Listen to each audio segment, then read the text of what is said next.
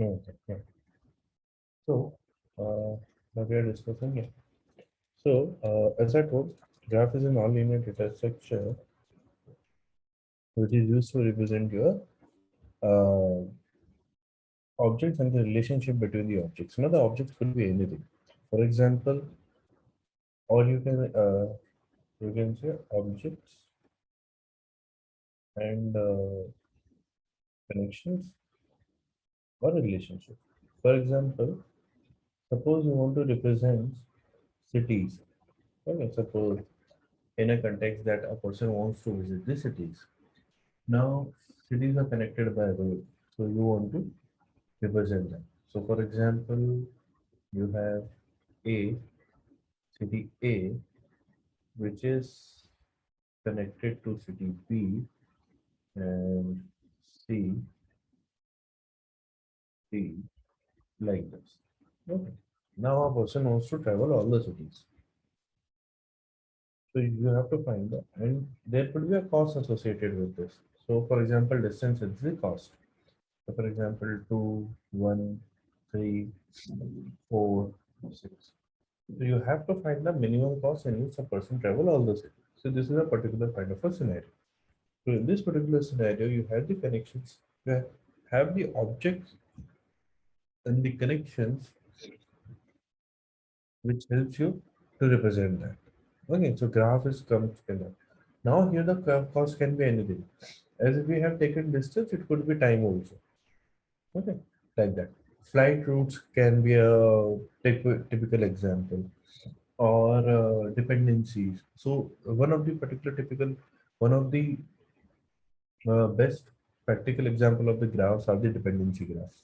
Okay, so for example, I'm taking an example of Java in which we have in the Spring Boot Hibernate, we Spring Boot based framework. What we have multiple dependencies download for the project.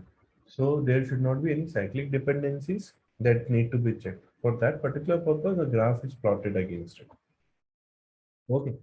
So that is one scenario. Another scenario is in the networking. For example, there is a number of routers within a particular area which create a kind of a graph to avoid flooding of the packets. Oh, yeah, these are the few examples where the you can see the practical usage of the graphs. Okay, so it is mostly used for showing the objects in the connections or the relations. Okay. So yeah, so this is what just I told you is the traveling salesman problem.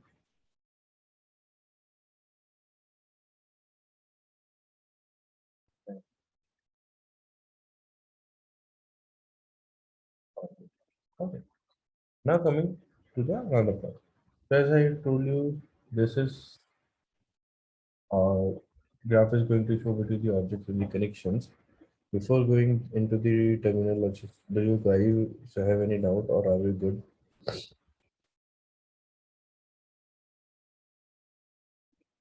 Guys, do you have any doubt here? Now, if I talk about terminology, here in this particular start here, so as I told you, we have objects and connections. So objects are called as vertices. Objects are called as vertices, and the connections are called as edges. So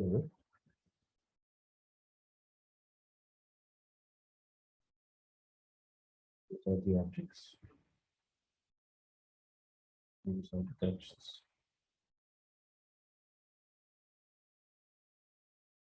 Now, so what happens then if I say like this, then your graph becomes then your graph is actually a pair. Okay. Then graph becomes a structure or class of or a pair of V comma E, where V is the set of vertices and E is the set of edges. So set of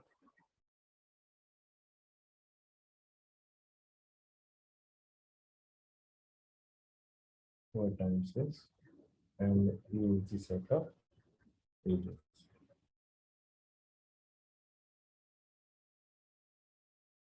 Okay, and then V is the set of vertices and E is the set of edges. Now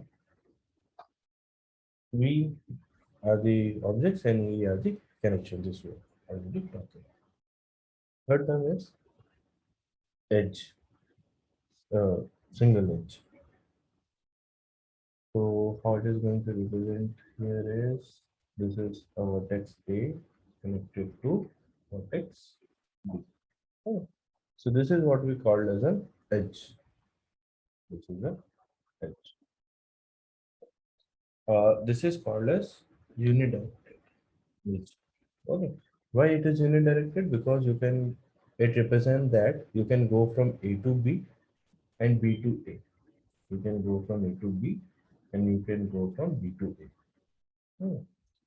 Now, similarly, so this is called as directed edge.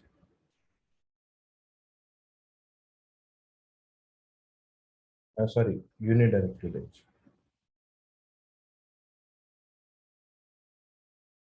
Similarly, there is directed edge. So, in directed edge, you represents or you use arrow to tell whether you have a direction from A to B or B to A. Okay.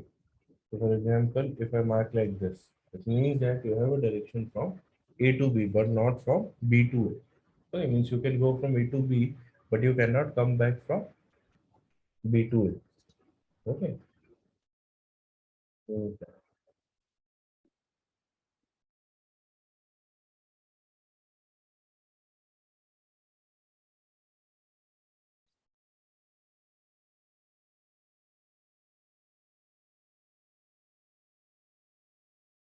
means that you can come from A to B,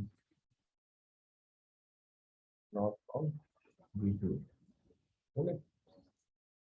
Similarly, the graph which constitutes of only directed edges are called as directed graph, or the graph which constitutes of undirected edges are called as undirected graph. Okay. So uh, again, we have two type of a graph: undirected graph and directed graph, or simply graph and directed graph. Undirected graph,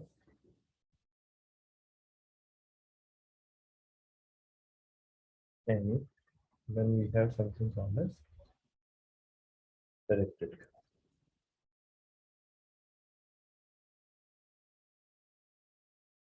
So how a undirected graph represents, it's like this: A,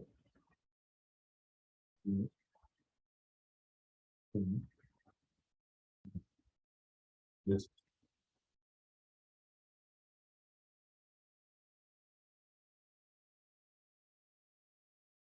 like this. Then you have directed graph as well. So directed graph you have like this. You can go from A to B, you can go from B to D, from A to C, and let's say C to B and C to D. Okay. So this is the directed. So all the edges need to be directed. Okay. You can't have mix and match. Like you have few edges like undirected and few edges are directed. So it cannot be like that. Either it should be directed, either it should be undirected. Okay. Now next one is path. Path is sequence of edges between any two vertices. Uh,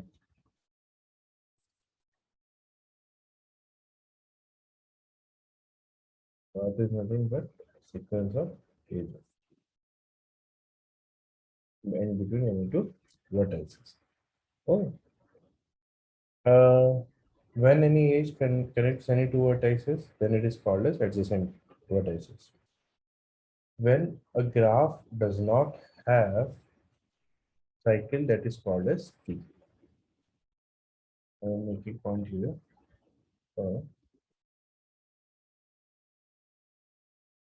Graph but no cycles. A cycle is a path whose starting vertex and end vertex are same. Graph with no cycle or trees are called as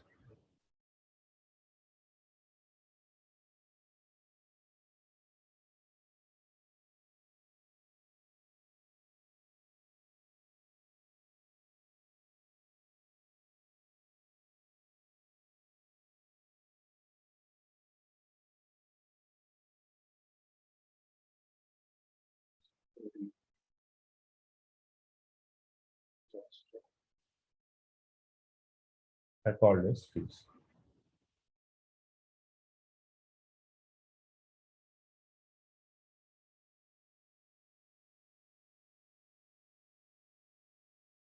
Okay, we have to leave this. I have some issues with my pen and this. Now, before I will go through this, I want to discuss few more things. For example, we have something like uh, yeah, connected graph and disconnected graph. Okay. Let's understand that first, and then I will talk about it. Uh, okay. Before that, as we talk,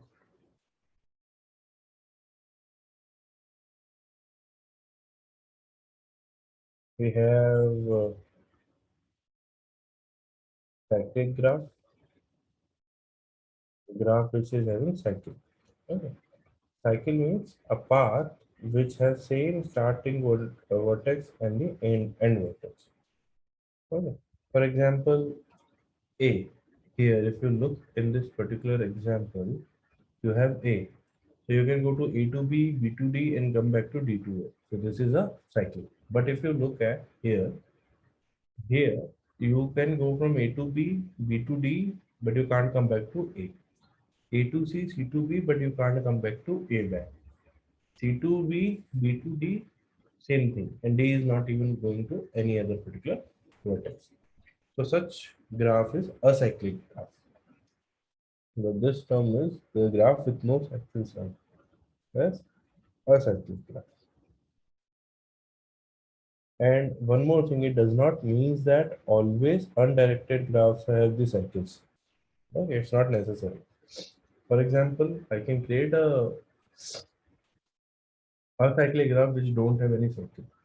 For example, A to B to C to D to E to F. Okay, this is a acyclic graph which doesn't have any cycle. Okay, so the graphs which are directed and don't have any cycle are called as directed acyclic graph, called as DAG. What it is called DAG, directed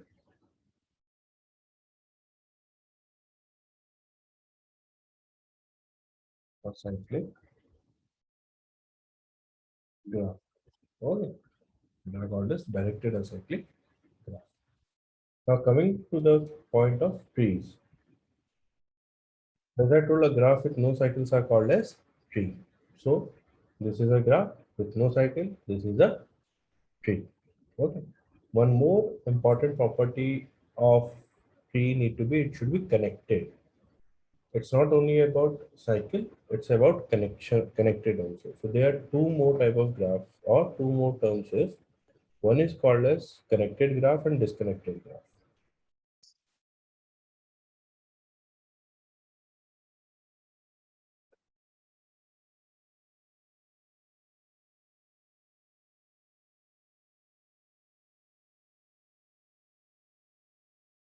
connected graph and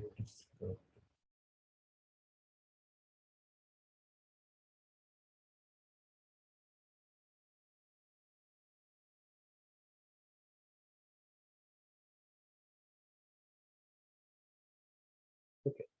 So the connected graph is when you have a at least one path between every vertex. When you have at least one path between every vertex, then it is called as a connected graph. And just opposite to it is disconnected graph. For example, simple we draw simple connected graph. A connected to B, connected here to C, connected to D, and then connected to E and connected to F. Okay. You can see there is a path between the vertices, at least one path between the vertices. Okay, so this is just connected. Similarly, if I have to make, and guys, one more thing before going ahead. If I look at the vertices, how the vertices set look like here? A, B, C, D, E, F. Oh. Similarly, edges, how the edges look like? Edges look like as AB, AC, CD, AB, AC, CD, BD, DE, and EF.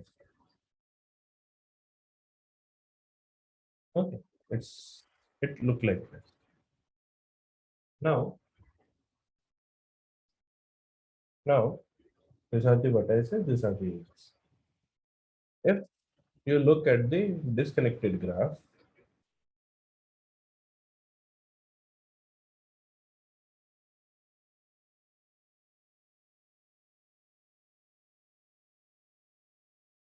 I can draw like this.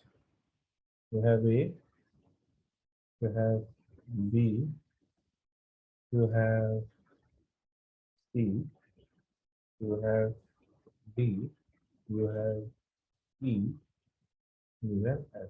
And this is a single graph only. This is a single graph only. So if you will look at the vertices is again like same as A, B, C, D, E, and F. These are the vertices only.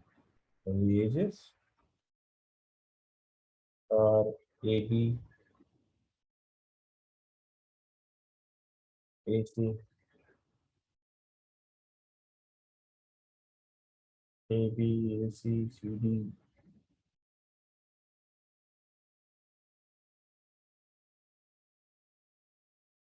and D. AB, AC, CD, and D. Oh, and the same you have EF. So now, in the disconnected graph, every connected component is count. So there are two component in this. So this is the component one. You can say this is the component one and this is the component two. In connected graph, always there is only a single component. Okay, this is. Next is we have discussed about cycles also, cyclic graph also, acyclic graph also, connected component, disconnected graph, directed acyclic graph also. Cool. That I think that much is sufficient right now. So before going ahead, I want to talk to you guys about the graphs as a topic. So generally, I put graphs in my last priority to prepare for. Why? Because not every company asks for the graphs. When the people says that they ask a graph question, actually that is a question of backtracking, or either a DFS or BFS is applied to that. Okay. So I always keep a graph in the last because if you look any references, they have a lot of theory revolves around the graph. Okay. And not all the theory is necessarily you need it to go through. Okay. Because what happens in the interview is we have to focus more on the priority one topics. What are the priority one topics? Like array, linked list, trees, and dynamic programming. These are the priority one topics. What are the priority two topics? You have priority queue, stack, queues, string matching algorithms. These are the priority two. What is the priority three? You have graph. Okay, like this thing. So I have categorized every three priorities.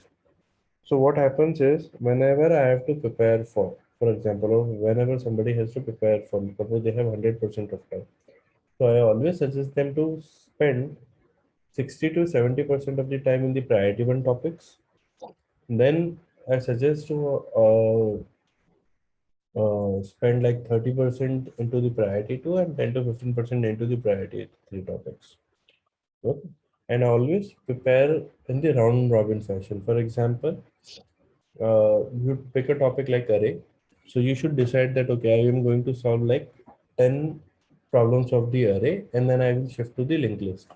Then I will solve like 5 to 6 problems of linked list, then I will shift to. And once you are done with all the topics, then come back to the array with new set of problems. So what happens with this approach is you will be covering broader, you will covering all the topics. Okay, so what the people generally uh, make a mistake is they start a topic and they went in deep inside it and left all the other topics. Okay, so it's not that the array is going to be asked, or it's not that a particular what talking about array, a particular topic will be asked like the dynamic programming only. Okay, it could be anything which could be asked. Good.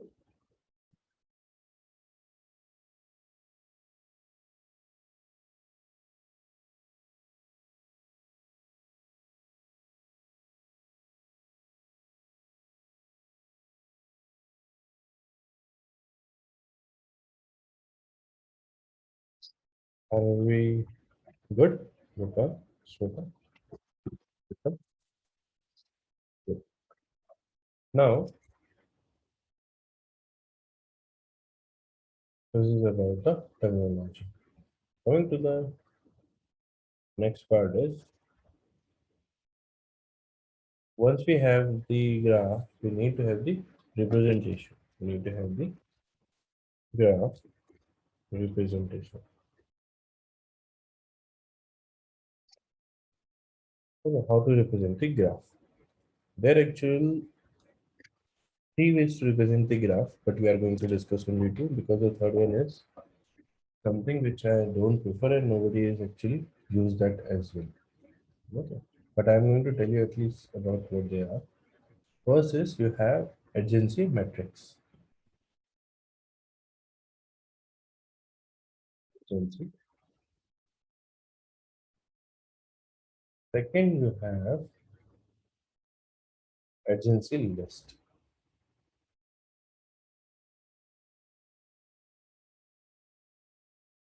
Okay. And then third, you have agency set. So we are going to discuss about the first two, agency metrics and agency list.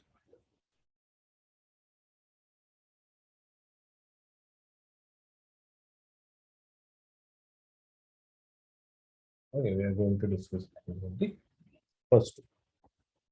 So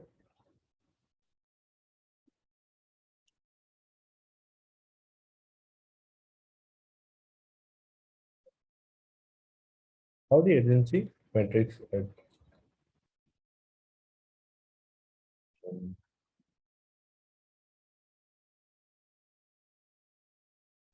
how the agency metrics work is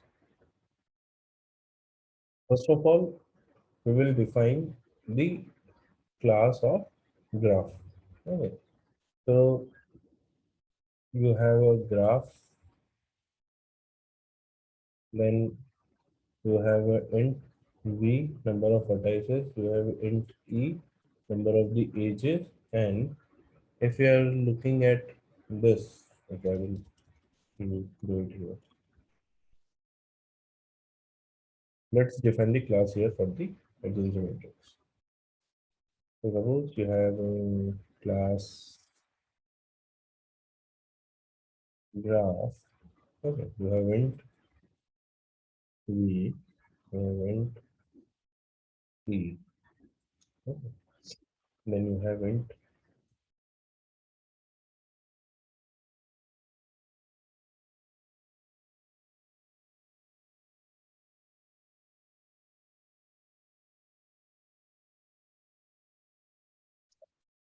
like this.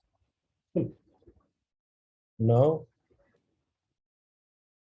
adjacency matrix is actually a 2D array between the vertices.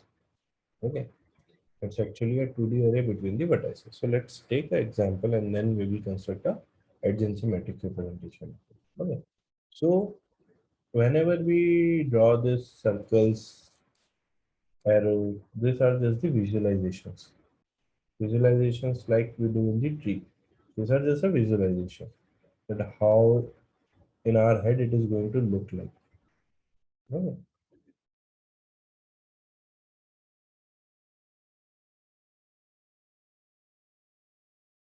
This one, two, three, this one.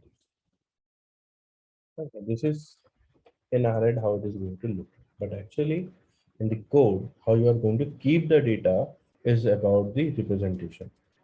So, as I told, we can have a 2D matrix to represent this. So, the 2D matrix is constructed between the vertices. It's constructed between the vertices. So, you have here A, B, C, D, A, B, C, D. Here also you have A, B, C, D. I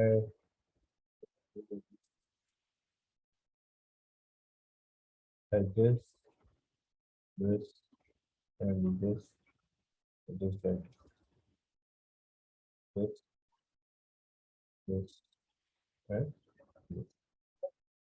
Now, whenever you have a age, then you will use 1 or otherwise you will use 0. 0 to represent no age between U and V. 1 means age between U and V. Okay. So if you look here, A to A there is age? No. A to B there is age? Yes. A to C there is age? No. A to D there is age? Yes. B to D, B to A there is age? No. B to B there is age? No. B to C there is an age? Yes. B to D there is an age? No. Then C to A there is an age? Yes. Rest there is no age. B to C to D there is an age. Then D there is an age. There is no age to anywhere. Okay. So this is how the adjacency matrix look like. So this is the adjacency matrix representation. Now let's see how the code will look like.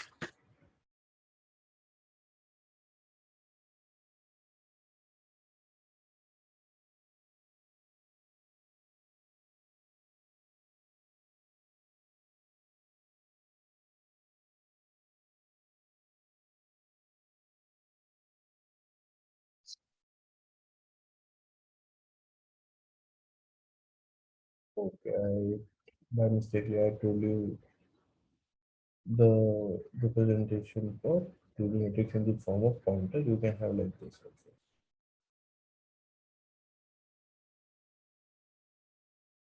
How we do it in array. Sorry, how we do it in Java. And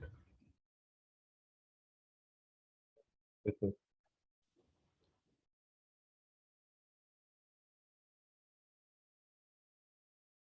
like this. Now let's see the implementation, a quick implementation of how it can look like.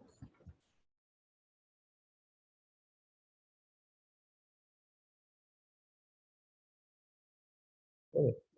So this is You can say implementation. Yeah. So I have taken V and E as the input. So I will be setting the G dot V as V, E dot E as E. Initially, in my agency matrix, I am marking everything as zero, initializing with zero, initializing with zero. Oh. Similarly, here, what I am doing for every pair in E. Now, what I am saying pair because mostly you will be giving the array, sorry, you will be giving the vertices and edges like this.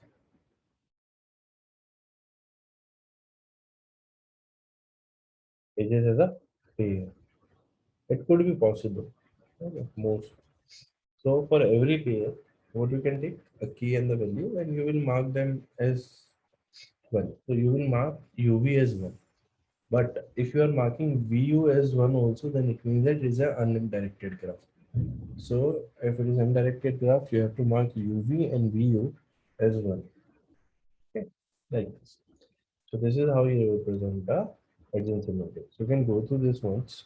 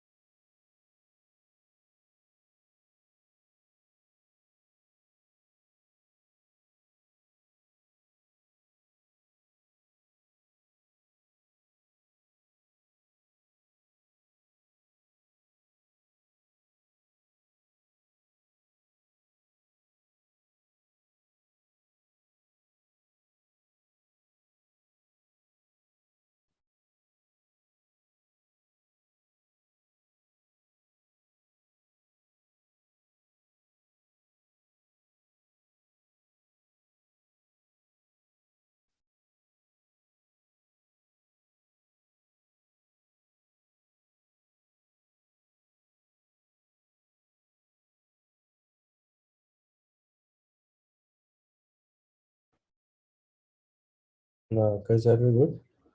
That's me by Vikrant speaking.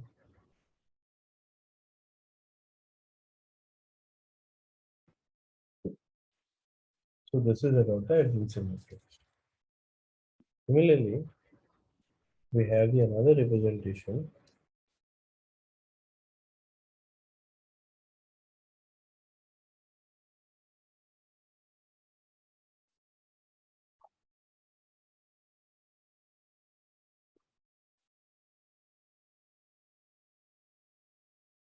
called as adjacency list.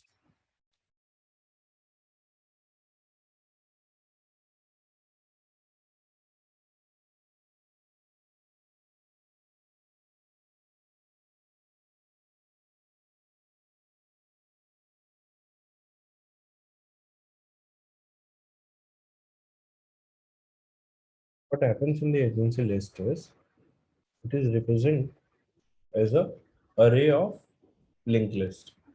And agency list represented as a array of linked list. Previously, the agency matrix is represented as a 2D array, but it is this one is represented as a array of linked list. So how we can define a class for this? Suppose we have a class graph. We can have int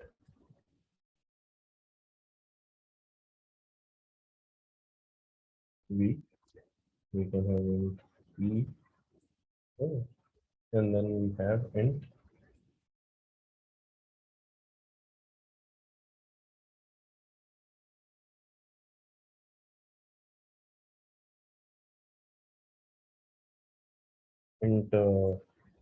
agency. Okay. We have this.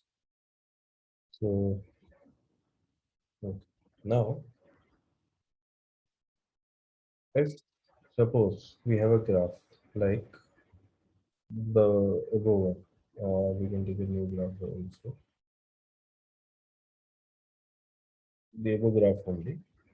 I'll just copy and put it here. Okay.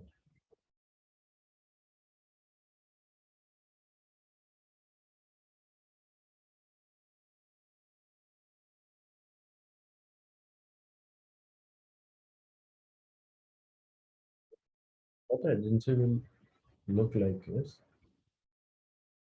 agency list will look like is, you will create an array for all the vertices. Okay.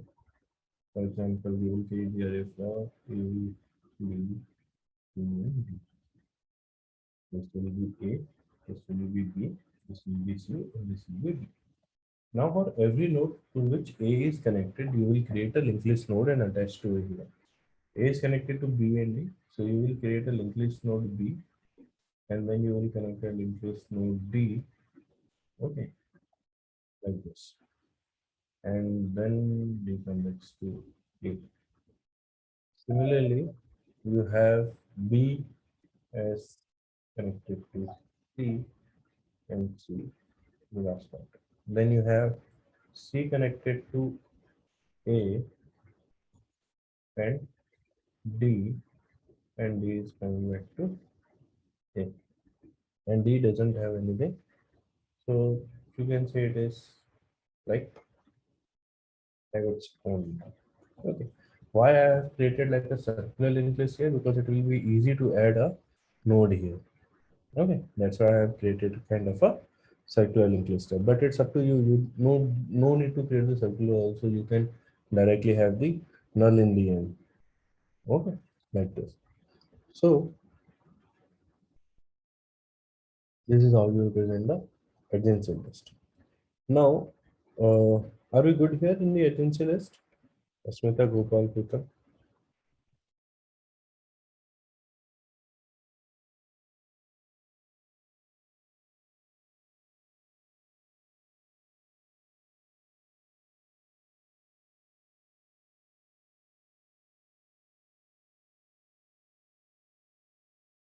Oh, before going ahead, guys, one thing is I want you to implement the agency list, how we have maintained the implement the agency metrics.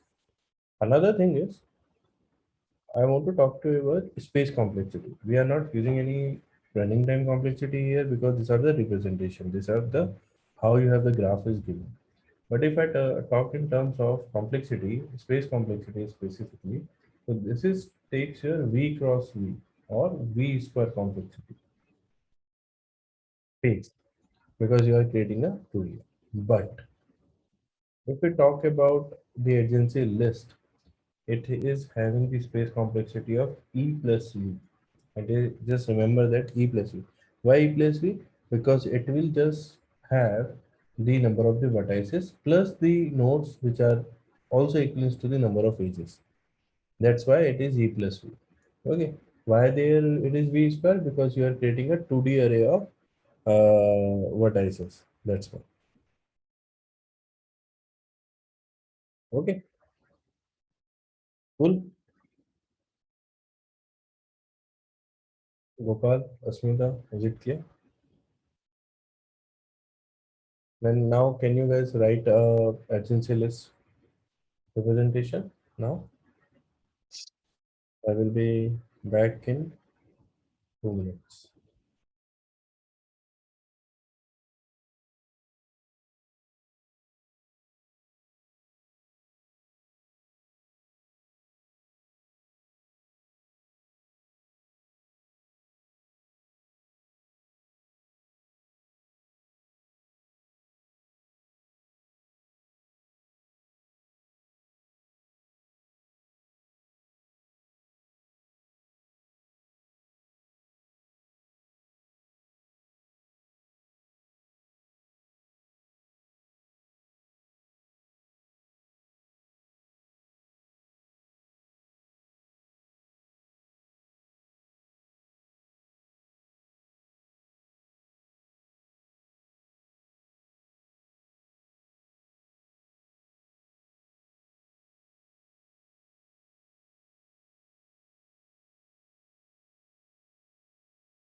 Asmita, Pritham, are you guys done?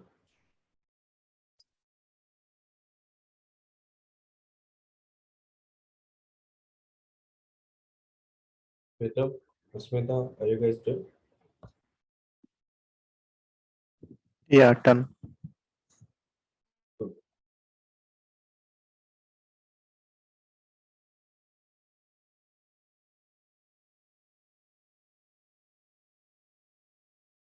Yeah, give me a minute.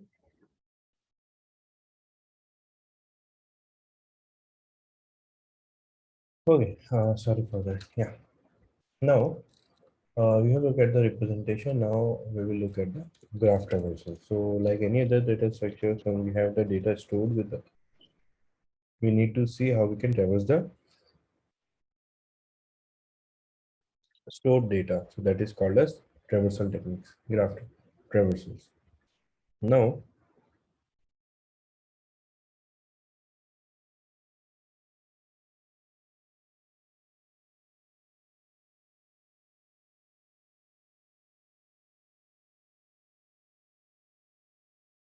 just a minute.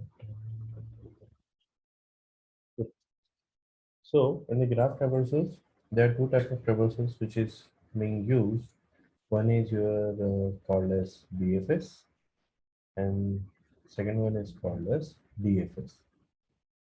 BFS is your breadth first search, called as breadth first, and DFS is called as depth first search. Okay. So DFS and BFS.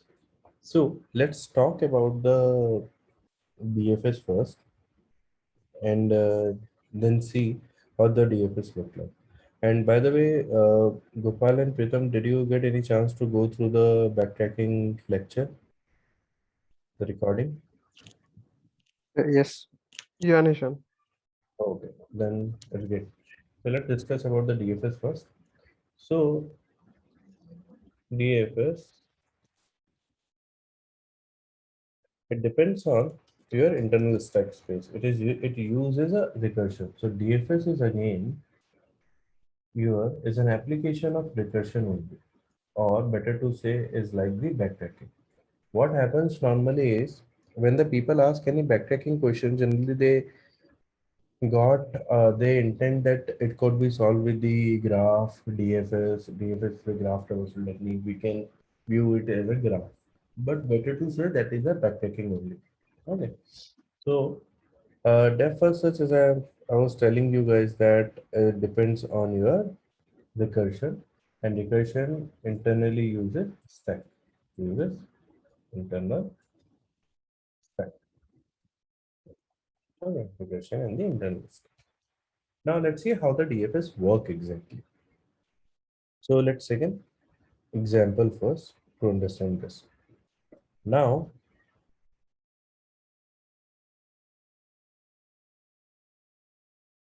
we have like this: A, B connected to C, to D is connected to C, is connected to E, and D is connected to E, is connected to F,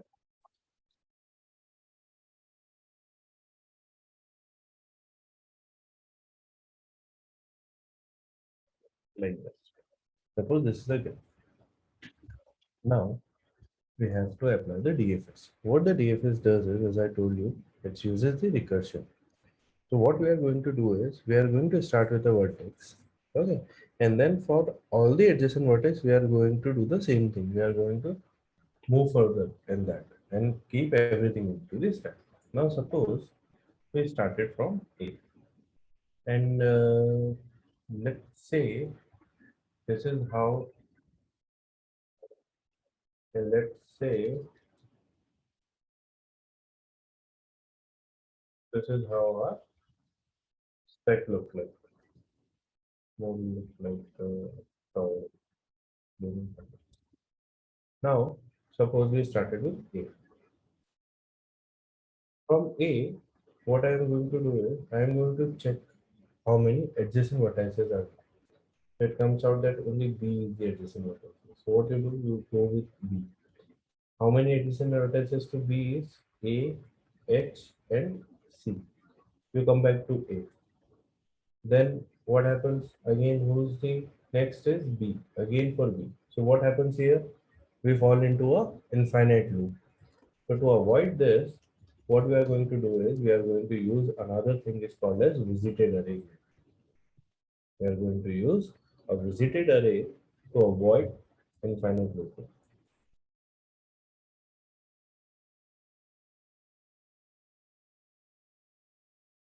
Okay, we are going to use a visited array to avoid infinite looping. So you have something A to B, then I will mark A as visited. B, you have the adjacent vertex A, H, and C. But since A is already visited, we don't need to go. We can go to H. We come to H. B is visited now. H is visited now.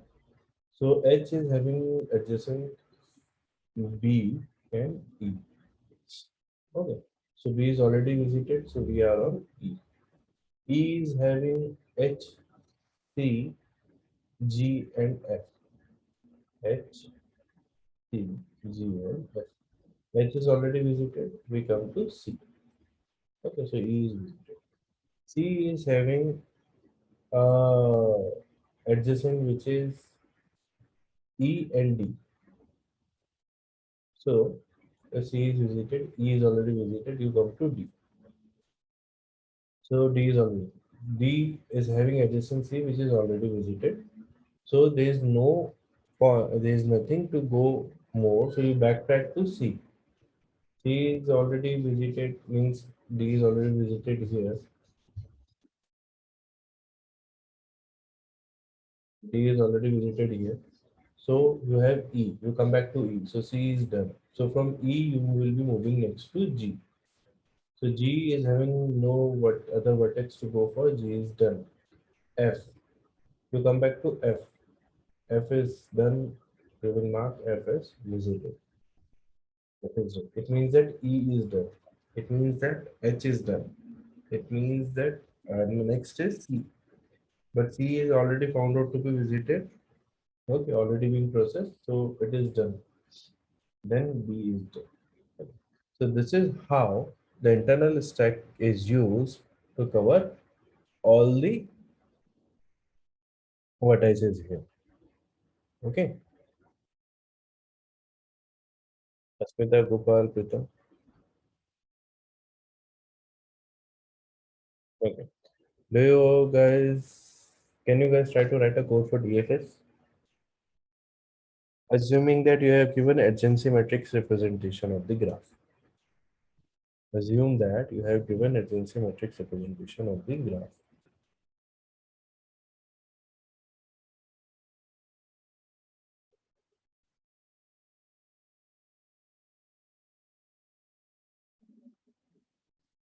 Sorry, Nishan, what do we need to do? Write a code for DFS Okay. and assume that the adjacency matrix representation is given to you.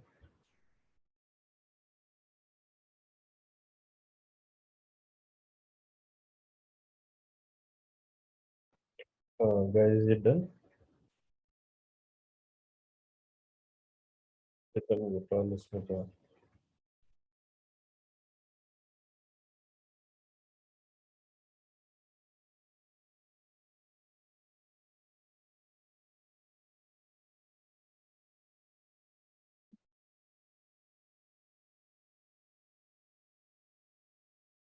Okay.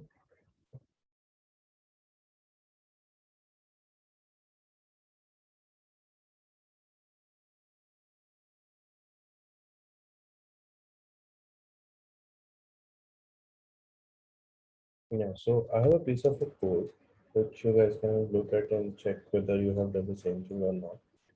So this is fine. So initially, so this is a written in C. Actually, I can quickly convert it into Java.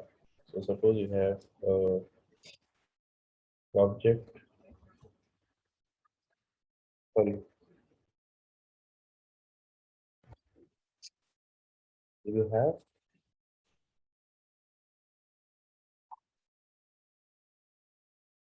here log G. Okay, and you have taken a visited vertex whose size is equals to the number of the vertices or equals to the vertices.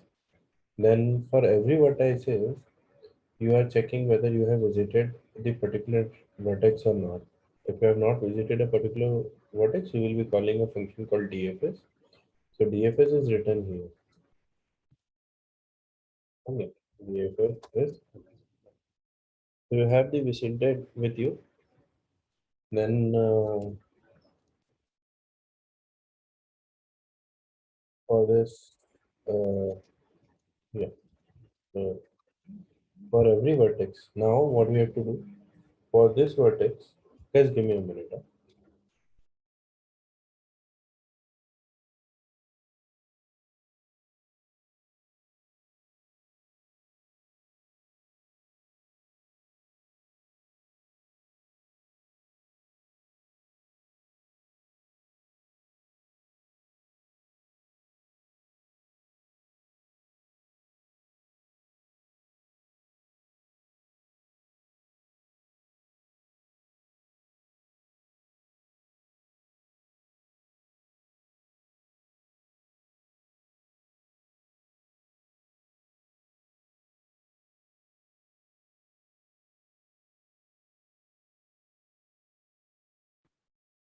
Okay.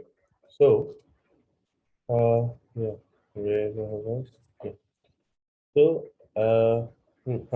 so for this particular vertex U, we will be going through all the other vertices in the adjacency matrix and try to and check whether the adjacency vertex is visited or not. If it is not, then we will be calling the same DFS on that vertex. Okay, the code is almost same as what we have discussed in the backtracking. So this is the particular condition, and since in the for loop also what happens is, suppose you have a for loop from 1 to 9. I will be writing here. Let's do this. Suppose you have a for loop from I equals to 0 to I less than 10, I plus plus. Okay, and you have a recursive function, let's say DFS only, and you are passing I. What happens is, you will be in this stack trace, what happens, this loop will be unwind for all the values of I. And for I equals to 0, you will be going with a new stack frame, and I equals to 1 till 10, 1 till 9 will be still remain in the stack frame only. Okay. Then once you are done with I equals to 0, then I equals to 1 will be go and keep playing 0. So that is how the recursion in the for loop works. Okay. So that is how the DFS look like. Cool. Is it clear? Asmita, Gopal, Pritam, are we good? Yes, Nishan. So let me talk about the complexity as well here. So since we have used an adjacency, since we have used an adjacency matrix here, the complexity will be okay. Can you guys help me with the complexity? What could be the complexity here?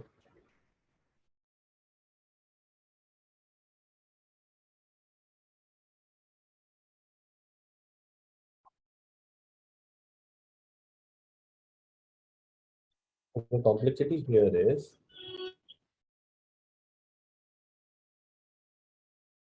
order of v square.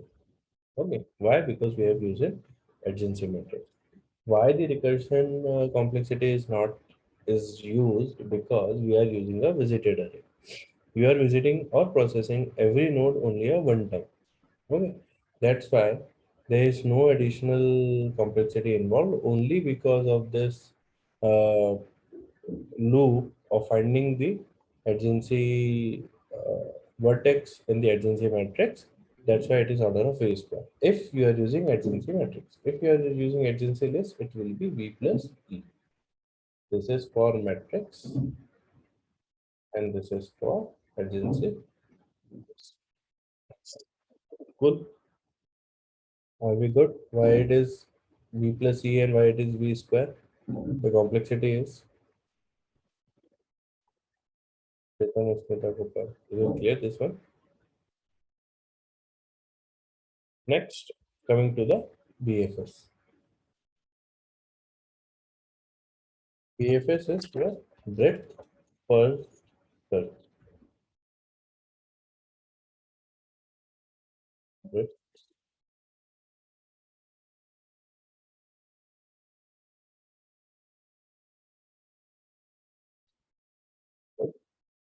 Yes. Now, here it uses a queue to go through the elements. To do the traversal, it uses queue to do the traversals, it uses internal stuff. Now, let's see how the BFS works. Okay, first, let's see how the BFS works. So, again, I'm going to draw this. We have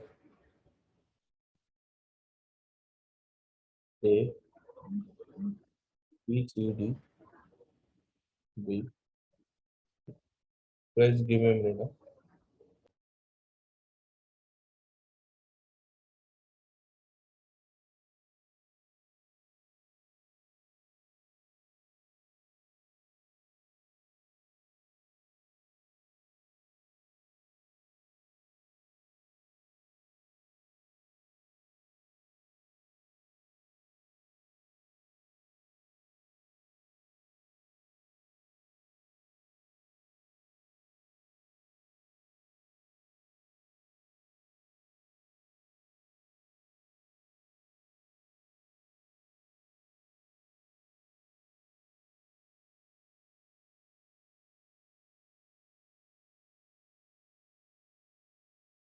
Okay, so you have A, B, C, D, H, E, F, N, G. Cool. So how we're gonna solve this is by using the help of a cube. Let's take a cube. Here also we are going to use the visited information. Now it depends on you how you do it. Whether at the time of enqueuing or whether at the time of dequeue you want to do update the information whether it's visited or not. So you started with A, then you start dequeuing A. Whatever the vertices adjacent to A, you will put it into the queue, which is B. Then you do dequeue B. All the adjacents which are to B are H and C. You will put it into the queue. Okay, you will dequeue the H. Then for H, what are the adjacents? E and B. But B is already visited. You won't go to B. You will put in E. Okay. Then you will take C out. So when you take C out, adjacent is E again. Okay. So at the time of putting itself, we will mark, okay, let's say C is having visited array E. I will put E again. Next, I will take E out. E is having H, C, G, F. H and C are already visited. So G and F we will be putting G and F. E is already visited. We don't need to process it again. G, we will processing. There is no neighboring node. F, we will be processing it again. Okay, I made a mistake for C.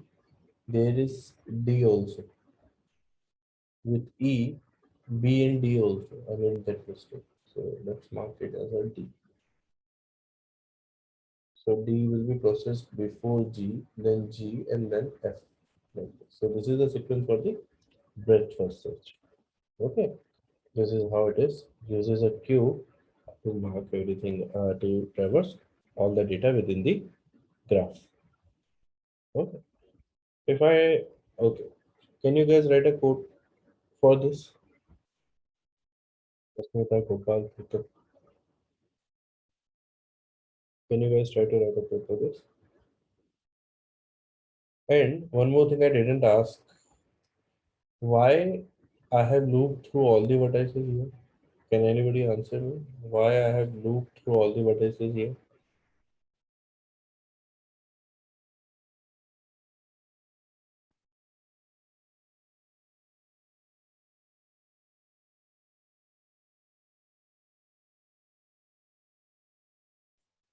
So there can be a case, right, where we have different the like some of the vertices are not connected in a particular graph, right? Yeah. It's So better to say it might be possible that this is a disconnected graph, and to cover all the vertices, we have used a loop.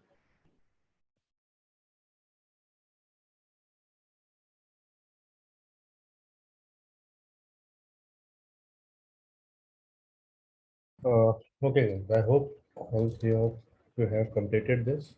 Asmita, Gopal, Tutor. So here it's the same thing. Instead of using a recursion, we will be using a queue only for every vertex. So this is the main function, and the same reason for the disconnected graph, we will be going through all the vertices and calling the BFS. And for every starting vertex, when we call the BFS, we will be creating a queue, and queue. Then you add, you will process, you will look for the adjacent nodes, and so the complexity here is the same as the DFS only. Whatever B square time complexity if you are using matrix, and order of E plus V if you are using the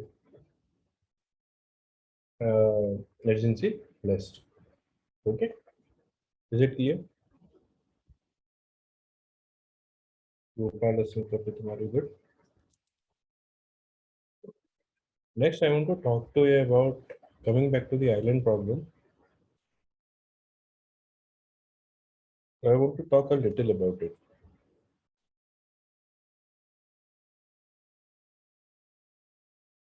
So,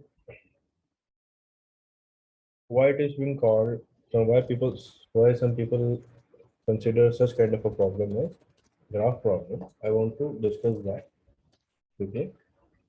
So suppose in the island problem, you have given what is the island problem? You have given a 2D matrix with zeros and ones. Okay. So what happens? Let's say this is the matrix.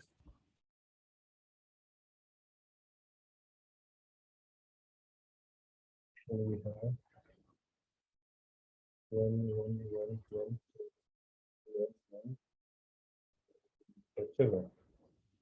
And remaining we have zeros. Zero, zero, zero, zero, zero.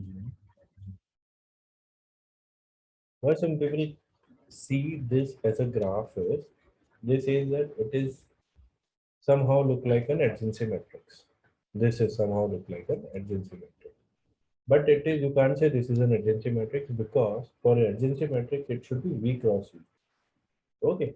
But it is not necessary that it could be M cross M. It's not necessary that they are same. Other thing is, you can assume that these are all cells which are one connected to each other. For example, let's say 0, 1, 2, 3.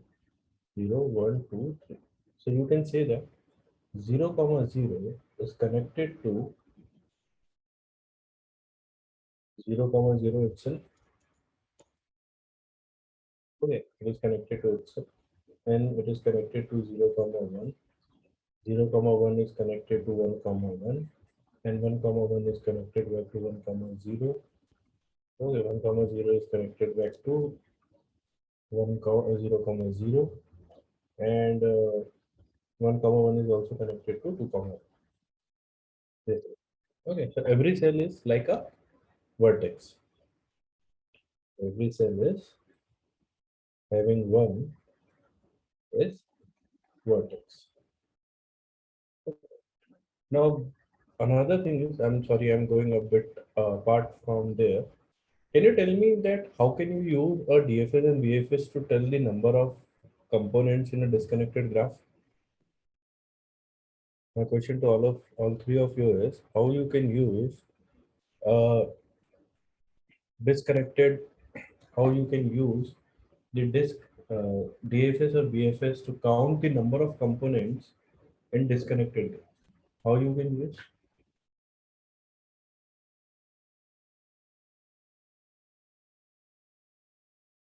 Is my question clear? What do you mean by disconnected components? Example, if it's okay. So we are discussing when we are discussing the terminologies, we have something called disconnected graph. So in disconnected graph, it's not necessary that you have the path between every vertices. So this is also a single graph. This is a single graph, but it is having two connected components or two components. So in disconnected graph, you have components more than one. In connected graph, you have a single component. Okay. So my question is, suppose a graph is given, how you will calculate how many components does that graph have? Pritam, is it clear? No? Yes. How you will do that?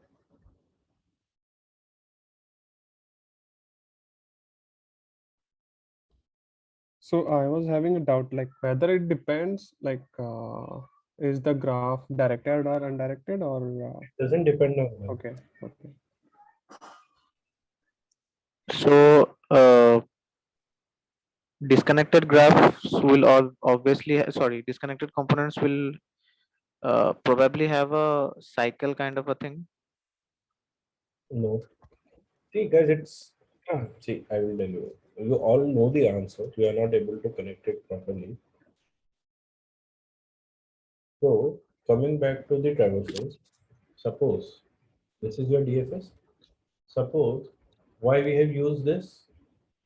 I told you that we have used this particular loop that graph could be disconnected. So it means that what happens in the case of connected graph, when you start with vertex, you will definitely visit all the other vertex. You don't have the other condition that you will find any other unvisited vertex in that case, because you will visit the vertex in the first iteration itself. Am I correct? Yes. Okay. Now what happens in the case of disconnected is you will have a graph like this. Let's suppose this one, this one, this one, this one, this one, and this one. So this are connected to each other. Let's suppose this is connected to each other, and this is no. So what happens? Let's say this is A, B, C, D, E, and F. So what happens here is when you call the DFS or DFS traversal on A, it will cover one complete component. Like it will cover A, B, C, and D. Okay, then it will come E, then E to F is there. Then E and F will be there. Okay, E and F. Then that's why there are two components. So my question was how you will calculate how many components does this graph have? Is it clear now? Asmita, Gopal, Krita. Yes. Asmita, Yes, what? Sushant.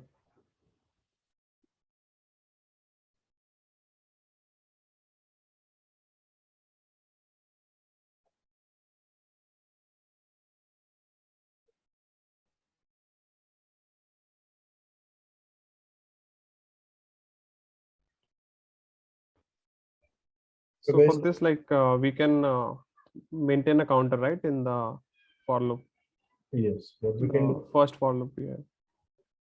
we can maintain a counter here, just to check how many unvisited vertices remain. So every time you call a DFS, you will increment your counter, and this counter will tell you how many disconnected or how many components are there in the graph.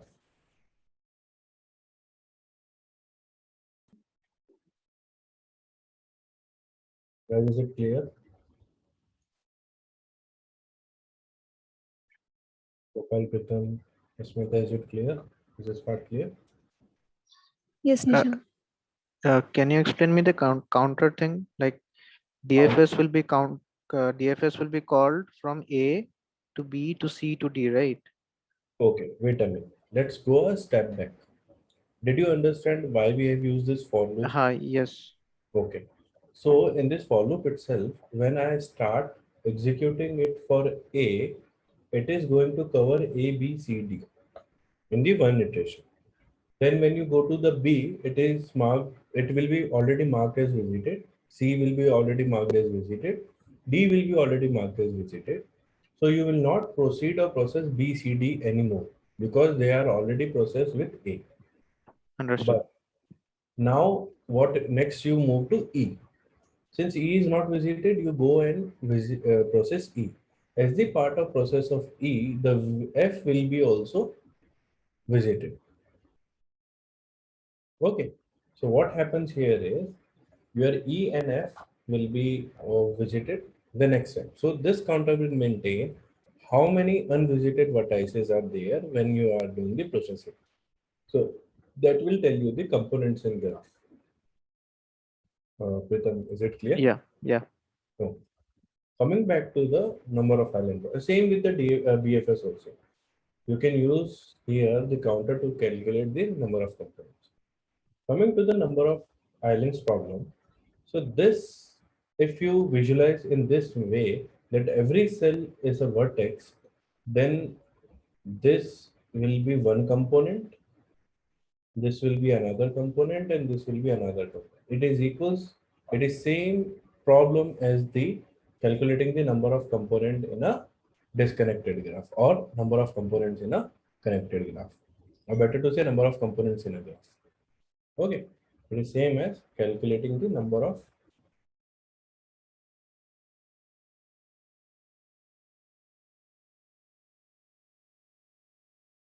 components in graph. Okay.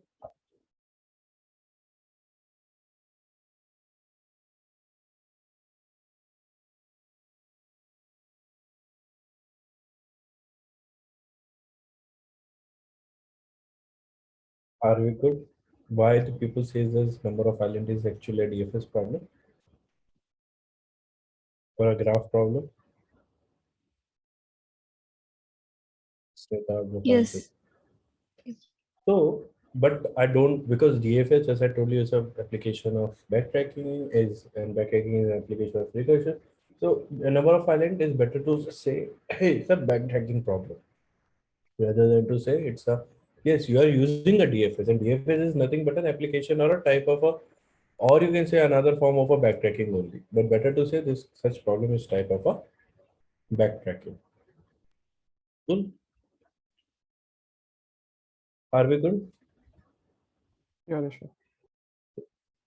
So today I'm stopping up here. Tomorrow we will be meeting at 9. Okay, and tomorrow we will be discussing the another part of the graph where the another algorithms like how to find the shortest path. There are multiple shortest path algorithm. There is something called as resolution of dependencies using topological sort or minimum spanning tree. Such kind of a thing we will be discussing. Okay, and try to do. Cool. And guys, one more thing. In the next week, I will be taking 2 extra classes. So please make the time on Tuesday and Thursday. Okay. Please, these are the two last classes for us. Not exactly the last classes, but most of the 95% of the things we have already discussed. We will be discussing when we cover these two classes. And make sure that you make the time because we will be discussing the shortest, not shortest, string matching algorithms in the one class and queue and some problem related to queue like the LRU cache design. All this we will be discussing at that time. Cool. Are we good? Gopal, Smita? Yeah, Okay. Nishan. Okay. Thank you guys. Thank you. Bye.